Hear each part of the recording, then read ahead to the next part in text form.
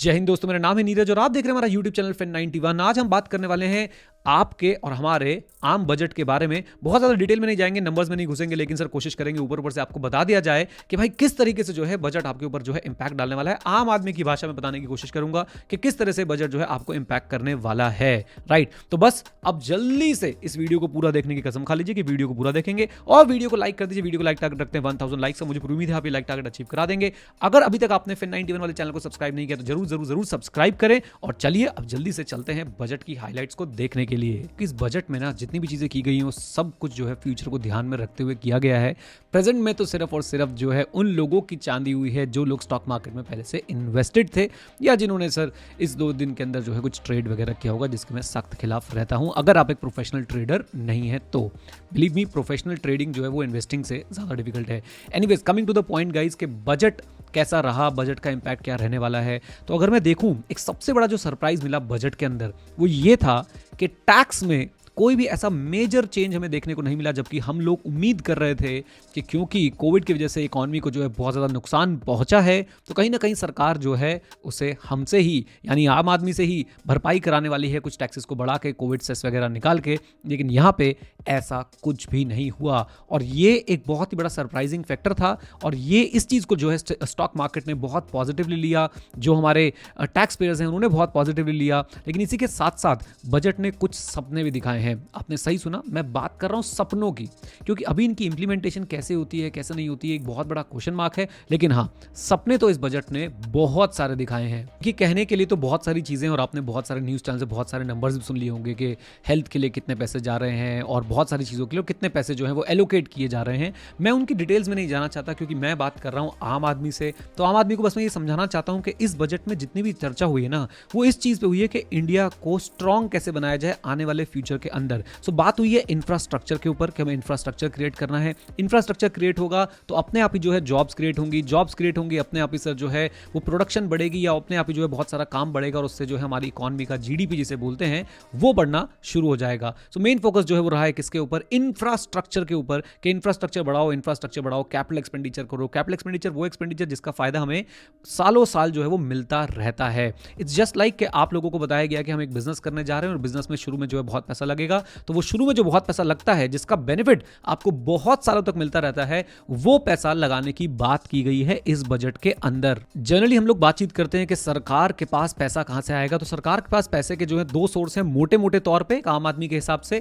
एक टैक्सेस और दूसरा नॉन टैक्सेस। टैक्सेस तो देखिए यहाँ पे कोई खास बढ़ाई नहीं गई है, आप लोगों ने सुना होगा शायद एग्री सेस वगैरह आया है, लेकिन मैं उसके बारे में बहुत ज्यादा चर्चा नहीं करना चाहता क्योंकि कहीं ना कहीं बाकी टैक्सेस को कम करके वो सेस जो है लाया गया है। इसके पीछे भी पॉलिटिकल रीजन है। वो क्या है कि ऐसा है सर जी, जो टैक्स है उसका बंटवारा किया जाता है, लेकिन सेस जो है सर उसके बंटवारे को लेकर कुछ कॉन्स्टिट्यूशनल इश्यूज हैं जो अभी आपके लिए रेलेवेंट नहीं है। बट एक बात आपके लिए कि कोई टैक्सेस में एज सच कोई बढ़ावा जो है वो नहीं किया गया है, टैक्सेस को जो है एज सच कोई बहुत ज्यादा पुश नहीं दिया गया है। तो यहां पे गवर्नमेंट ने नॉन टैक्स रेवेन्यू पे जो है बहुत फोकस किया। नॉन टैक्स रेवेन्यू गवर्नमेंट कैसे निकालने वाली है? सीधा सीधा प्लान बताया गया कि साहब देखो, हम तो जो है सरकारी कंपनियों के शेयर्स जो है वो बेचने वाले हैं, आम आदमी को सरकारी कंपनी के शेयर्स जो है वो बेचने वाले हैं, लोगों को डिसइन्वेस्टमेंट जिसे बोलते हैं सर जी, वो यहाँ पे बहुत ही जोरों शोरों से की गई है और की गई है आई शुड से करे जाने के प्लान्स जो है वो बनाए गए हैं, चाहे फिर वो एलआईसी हो या फिर वो सरकारी बैंक हो, सबके लिए ही डिसइन्वेस्टमेंट की जो है बात की जा रही है। ये होगा गवर्नमेंट का बहुत बड़ा नॉन टैक्स रेवेन्यू। देखिए, हम लोग कितना भी कह लें कि सर बजट है, बजट सर देश की तरक्की के बारे में बात करेगा, डेफिनेटली करेगा, लेकिन कहीं ना कहीं भाई पॉलिटिक्स जो है वो इसमें से बाहर नहीं निकाली जा सकती है।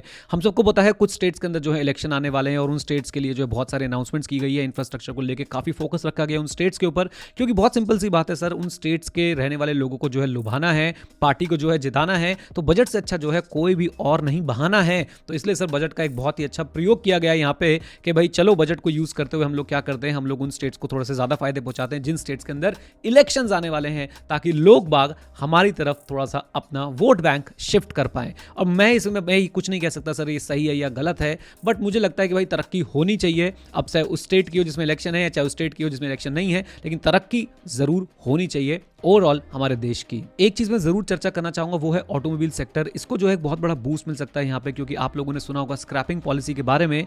कुछ इन्होंने जो है ईयर्स बता दिए कि उस साल से ज्यादा अगर पुराने आपके वाहन है तो आप आपको जो है उन्हें स्क्रैप करना पड़ेगा, नहीं तो आपको बहुत सारा जो है आपके ऊपर टैक्स या फिर बहुत सारी तरह की पेनल्टीज और फाइन लगा दिया जाएगा। अब वहाँ से सर एक बहुत बड़ा बूस्ट मिलता हुआ दिखता है ऑटोमोबाइल सेक्टर को, क्योंकि जो बहुत पुराने हमारे यहाँ पे हमारे हिंदुस्तान के अंदर जो गाड़ियाँ चल रही हैं, ट्रक चल रहे हैं और बहुत सारे तरह के जो है व्हीकल्स चल रहे हैं, उन सबको जो है अब रिप्लेस किया जाएगा। और जब उनको रिप्लेस किया जाएगा ऑब्वियसली बात है सर, नए वाहन नए व्हीकल्स जो है वो लाए जाएंगे सड़कों पर, जिससे अगेन मैन्युफैक्चरिंग को एक बहुत जबरदस्त बूस्ट मिलने वाला है, जॉब मार्केट को एक बहुत जबरदस्त बूस्ट मिलने वाला है। एंड ओवरऑल मुझे लगता है कि सर इंडिया में जो पॉल्यूशन की एक प्रॉब्लम है वो भी काफी हद तक जो है वो हिट कर पाएंगे इस वाले इनिशिएटिव से। दूसरा फोकस जो मुझे लगा गवर्नमेंट का वो था हेल्थ सेक्टर की तरफ। हेल्थ को लेकर जो है अब सबको समझ आ गया कि भाई हेल्थ इज वेल्थ, हेल्थ कितनी जरूरी है, तो हेल्थ को लेकर भी बहुत सारी जो है स्कीम्स यहाँ पे लाई गई हैं। थोड़ा सा एजुकेशन सेक्टर से मैं नाराज हूं कि एजुकेशन सेक्टर की तरफ जो है वो इस बार कम ध्यान दिया गया है, but let's hope for the best के ऑनलाइन एजुकेशन के चलते अब जो है एक अच्छी क्वालिटी एजुकेशन जो है वो दूर दूर तक आसानी से एक्सेसिबल रहेगी।